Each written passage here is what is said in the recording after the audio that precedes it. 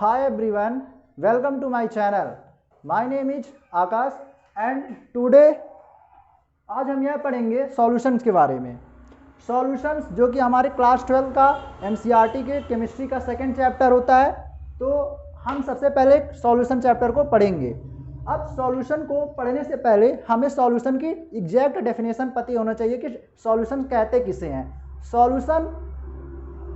Solution को समझने से लिए हमें एक एग्जांपल्स की ज़रूरत पड़ेगी कि जैसे हम डेली रूटीन में हम यूज करते हैं, जैसे चाय हो गया, उसके बाद में बहुत सारे ऐसे ऑयल्स हो गए हैं जो बहुत सारे कंपोनेंट से मिलके बने हैं, तो ये सारे सॉल्यूशंस होते हैं। एयर भी एक सॉल्यूशन का एग्जांपल है। अब जब हम इसकी सॉल्यूशन के डेफिनेशन के बारे में बात करते हैं तो सॉल्यूशंस होता है, solution is a homogeneous solution is a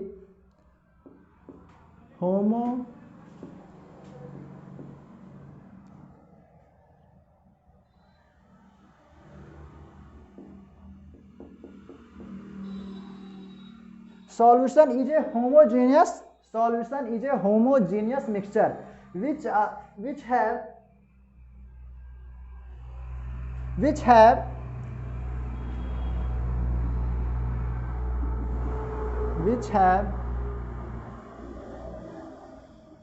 have one or more component to which are formed from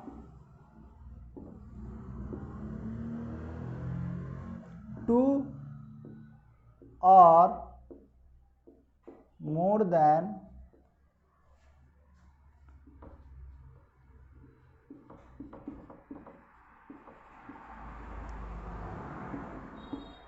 solution एक ऐसा होमोजेनियस मिक्सचर होता है जो कि दो या दो से ज़्यादा सब्सटेंस से मिलकर के बना होता है। अब सॉल्यूशंस के एग्जांपल्स क्या होते हैं? सॉल्यूशन के एग्जांपल जैसे कि एयर जो होता है, हमारा एयर जो होता है ये बहुत सारे गैसेस का मिक्सचर है। Air is a mixture of many gases, तो इसलिए हम एयर को हम क्या कहते हैं? सॉल्यूशन कहते हैं। एयर को हम सॉल्यूशन कहते हैं। और ऐसे एग्जांपल है टी, जो हमारा चाय होता है, इसमें क्या होता है? जिंजर होता है और साथ ही साथ शुगर होता है और मिल्क होता है, तो ये दो या दो से ज़्यादा कंपोनेंट से मिलके बने होते हैं, इसलिए इसे भी हम क्या कह रहे हैं? मिक्सचर।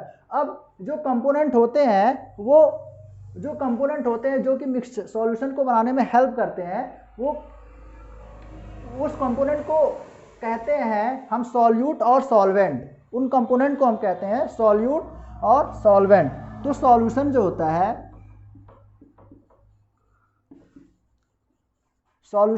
है वो सॉल्यूट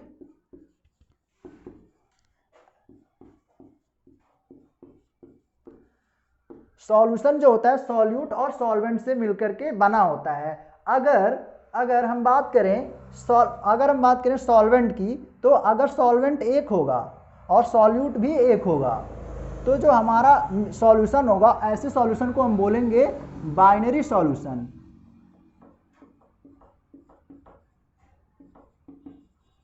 ऐसे सॉल्यूशंस को हम बोलेंगे बाइनरी सॉल्यूशन। अगर हमारा सॉल्वेंट का मॉलिक्यूल एक होगा और सॉल्यूट के मॉलिक्यूल दो होंगे, तो हम ऐसे बनने वाले सॉल्यूशंस को बोलेंगे टर्नरी सॉल्यूशन। और अगर हमारा सॉल्वेंट का एक मॉलिक्यूल होगा और सॉल्यूट का 3 मॉलिक्यूल होगा, तो ऐसे बनने वाले सॉल्यूशन को हम बोलेंगे क्वाटर्नरी सॉल्यूशन।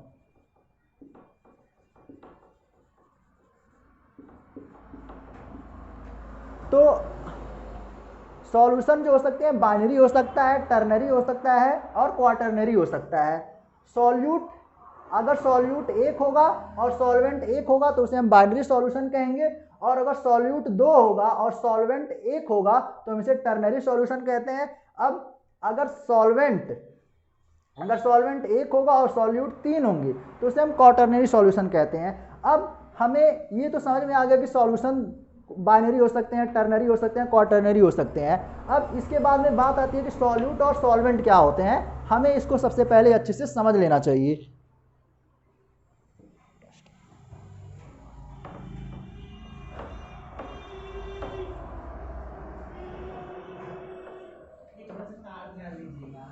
हाँ, अब हम जानेंगे कि सॉल्यूट क्या होता है।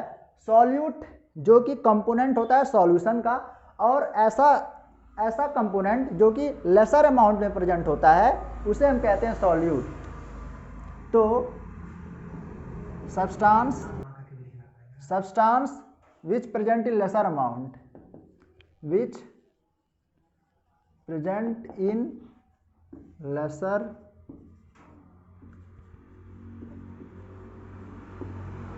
called, ऐसे सब्सटेंसेस जो कि कम मात्रा में पाए जाते हैं सॉल्यूशन में, कम मात्रा में पाए जाते हैं, उन्हें हम सॉल्यूट कहते हैं। जैसे हम एग्जांपल ले लें वाटर का, इसमें वाटर रखा हुआ है, ये एक कप है और इसमें वाटर रखा हुआ है। अब इसमें हम शुगर के मॉलिक्यूल्स इसको हम इसमें डाल रहे हैं, शुगर के मॉलिक्यूल्स कम है और वाटर के मॉलिक्यूल्स मोर हैं। शुगर के मॉलिक्यूल लेस है और वाटर के मॉलिक्यूल्स मोर है। तो यहाँ पे जो शुगर होगा उसे हम सॉल्यूट बोलेंगे। क्यों सॉल्यूट बोलेंगे? क्योंकि अगर हम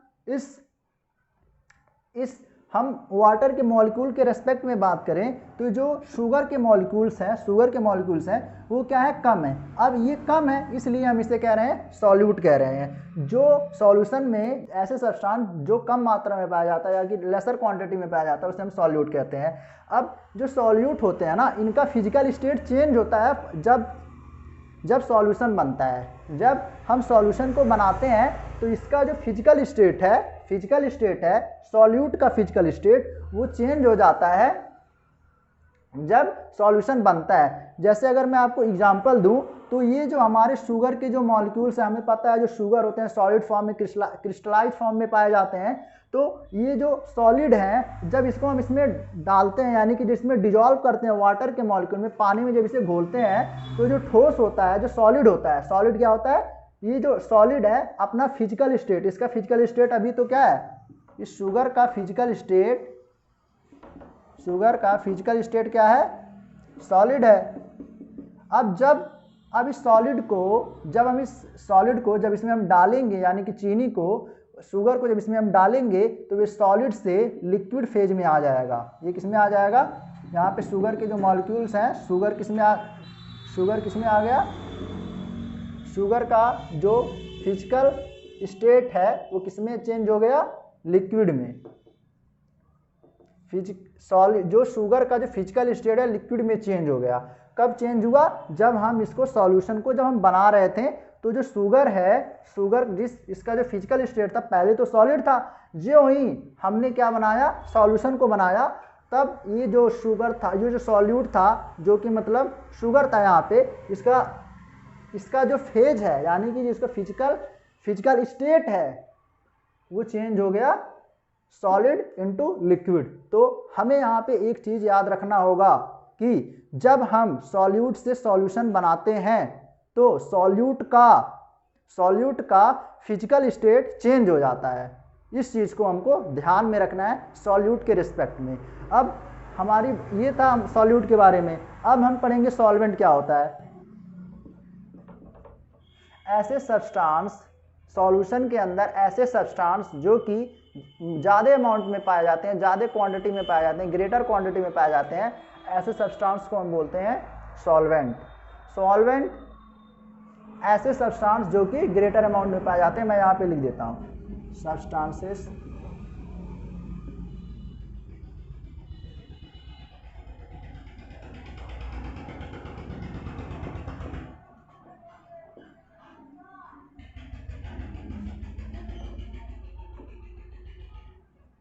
ऐसे सब्सटेंसेस जो कि ग्रेटर अमाउंट में पाए जाते हैं वो सॉल्वेंट कहलाते हैं।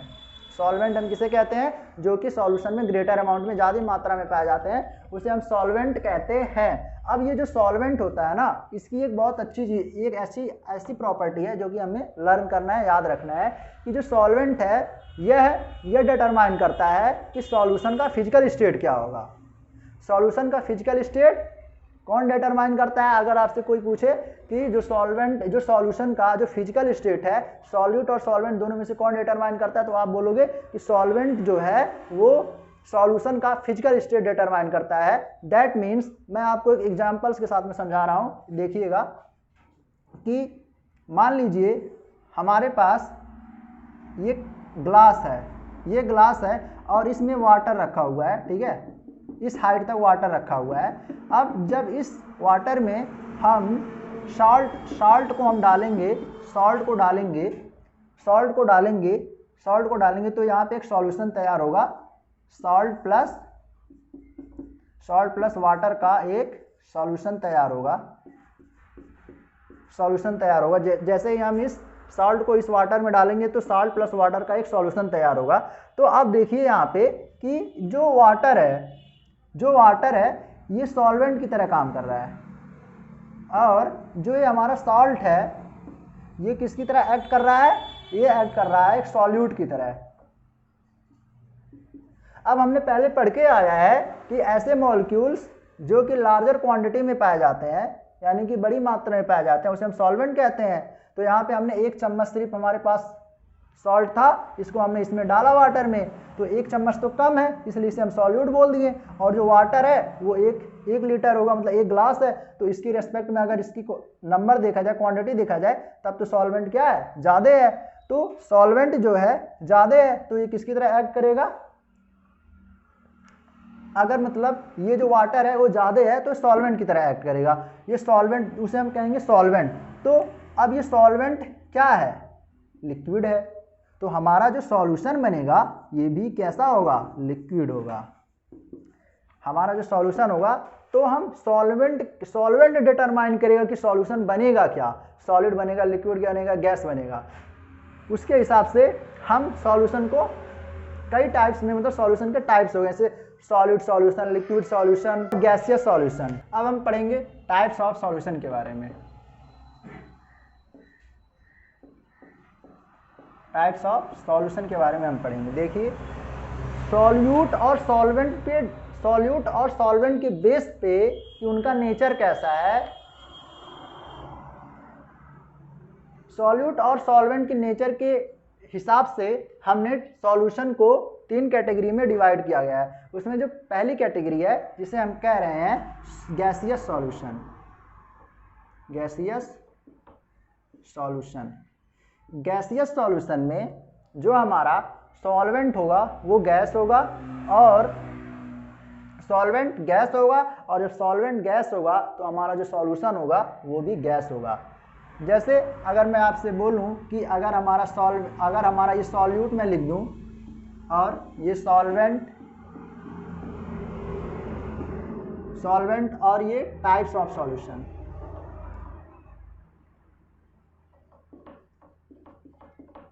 टाइप्स ऑफ सॉल्यूशन, और इधर सॉल्यूट, इधर सॉल्वेंट, और इधर एग्जाम्पल्स। देखिए, अगर सॉल्यूट क्या हो, गैस हो। सॉल्यूट गैस हो और सॉल्वेंट तो गैस रहेगा क्योंकि हमारा सॉल्यूशन ही गैस है, तो यहाँ पे गैस। यहाँ अगर सॉल्यूट हमारा लिक्विड हो, और हमारा सॉल्वेंट गैस हो, और अगर हमारा सॉल्यूट सॉलिड हो और हमारा सॉल्वेंट गैस हो, तो हमारा इस अब यहाँ पे देखिए, जो हमारा सॉल्वेंट है गैस है, सॉल्वेंट गैस है,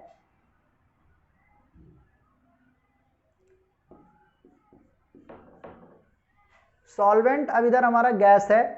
अब इसलिए सॉल्वेंट गैस है, इसलिए जो हमारा सॉल्यूशन बनेगा उसे हम कहेंगे गैसियस सॉल्यूशन।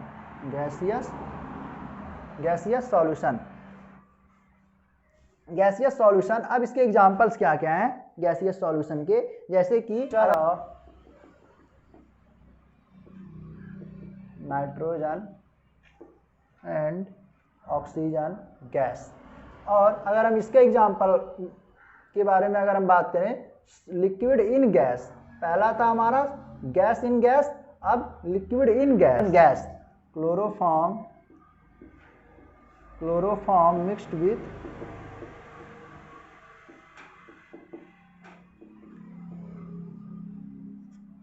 और हमारा सॉलिड इन गैस का जो एग्जांपल बनेगा, सॉलिड इन गैस का एग्जांपल बनेगा कैम्फर इन नाइट्रोजन गैस। ये हमारे एग्जाम्पल्स हो गए गैस इन गैस का, लिक्विड इन गैस का और सॉलिड इन गैस का। अब यहाँ पे सॉल्वेंट क्या है, सॉल्वेंट हमारा गैस है, इसलिए जो हमारा सॉल्यूशन होगा वो गैसियस सॉल्यूशन होगा। ऐसा सॉल्यूशन जिसमें हमारा सॉल्वेंट किसकी तरह एक्ट करेगा, अगर सॉल्वेंट गैस की तरह एक्ट करेगा तो ऐसे सॉल्यूशन को हम बोलेंगे गैसियस सॉल्यूशन। अब ये हमारा पहला टाइप था, पहला टाइप हमारा क्या था, गैसियस सॉल्यूशन। अब हमारा जो नेक्स्ट टाइप होगा वो होगा लिक्विड सॉल्यूशन का। अब हम लिक्विड सॉल्यूशन के बारे में पढ़ेंगे। तो लिक्विड सॉल्यूशन क्या होता है, ऐसा सॉल्यूशन जिसमें जो सॉल्वेंट होता है, वो सॉल्वेंट जो हमारा होता है वो लिक्विड फेज में होता है। लिक्विड फेज में अगर हमारा सॉल्वेंट हो तो उससे बनने वाला जो सॉल्यूशन होगा वो हमारा होगा लिक्विड सॉल्यूशन। लिक्विड सॉल्यूशन में हमारा जो सॉल्वेंट होता है वो लिक्विड होता है।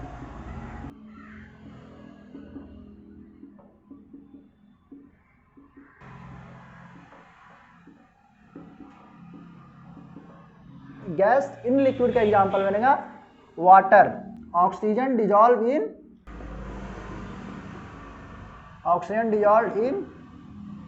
H2O। ओशियंस और सी में जो वाटर होते हैं, जो एक्वेटिक एनिमल्स होते हैं, इसी ऑक्सीजन का यूज करके अपनी लाइफ को सस्टेन रखने में, अपने लाइफ को बनाए रखते हैं इस ऑक्सीजन का यूज करके, जो कि कहाँ पर H2O में डिजॉल्व होता है।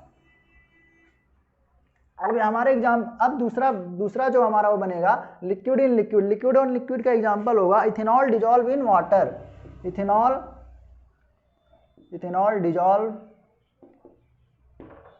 In water.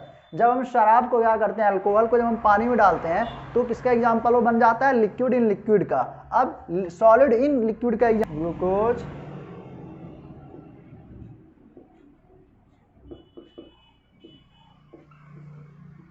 जो ग्लूकोज होता है, ग्लूकोज क्या होता है, ग्लूकोज जो होता है जो वाटर में हम घोलते हैं वो तो सॉलिड होता है, सॉलिड फॉर्म में होता है ग्लूकोज। और जब इसको हम वाटर में घोलते हैं, पानी में उसको डिजॉल्व करते हैं, तो एग्जाम्पल बन जाता है सॉलिड इन लिक्विड का, जो कि एक लिक्विड सॉल्यूशन का एग्जाम्पल है। अब ये हमारा था सेकेंड टाइप था लिक्विड सॉल्यूशन। अब हम बात करेंगे सॉलिड सॉल्यूशन के बारे में। सॉलिड सॉल्यूशन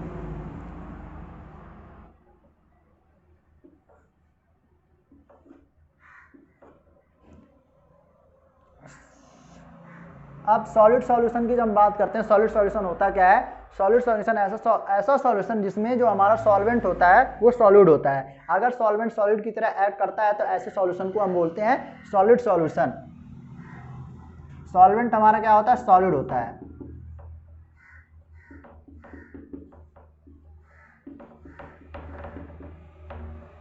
हमारा गैस जिसमें गैस का हमारा क्या है, सॉल्यूट है, और सॉलिड इसमें क्या है, सॉल्वेंट क्या है हमारा, सॉलिड है। तो गैस इन सॉलिड का जो एग्जांपल बनता है, solution of hydrogen in palladium. Hydrogen का सॉल्यूशन मतलब यहाँ पे पैलेडियम हमारा सॉलिड है और हाइड्रोजन हमारा गैस है। तो ये जो एग्जांपल है ये सॉलिड सॉल्यूशन का है। अब दूसरा एग्जांपल जो हमारा है लिक्विड और सॉलिड का, लिक्विड इन सॉलिड। मरकरी का जो अमलगम होता है उसको, मरकरी के जो अमलगम को जब हम सोडियम के साथ मिक्स करते हैं तो हमारा सॉलिड सॉल्यूशन बन जाता है। तो amalgam of mercury, amalgam of mercury with